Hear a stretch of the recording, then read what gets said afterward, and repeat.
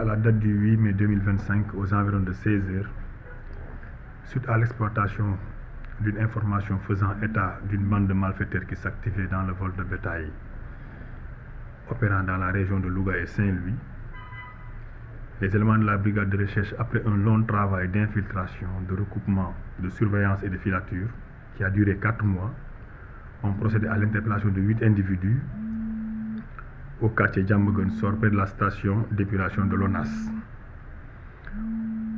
Cette interpellation fait suite au moment où 3 individus à bord d'un véhicule se chargeaient de livrer du bétail volé à un receleur établi dans ce dit quartier.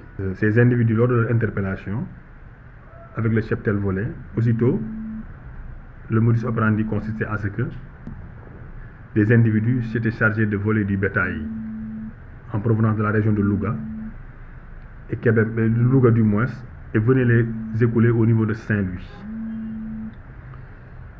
C'est au moment de livrer les bêtes volées qu'ils ont été interpellés.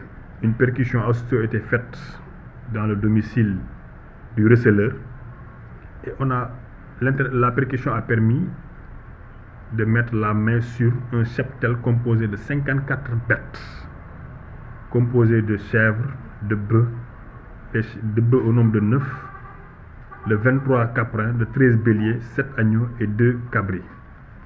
Il y avait aussi d'autres instruments, à savoir des bassines servant à mangeoire, des sacs de foin, des couteaux et des instruments permettant de procéder à des abattages clandestins.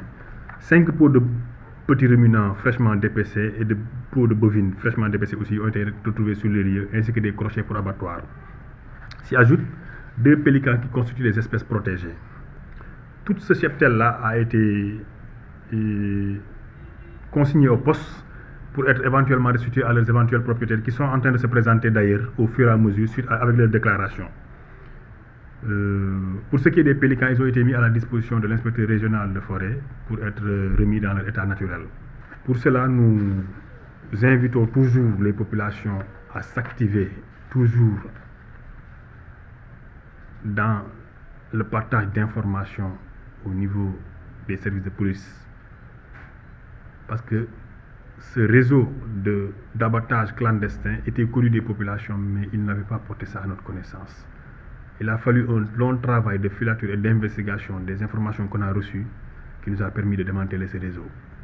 Nous invitons les populations toujours à dénoncer les faits qu'ils sont en connaissance au niveau de nos localités. Ces dénonciations-là peuvent être faites de manière anonyme.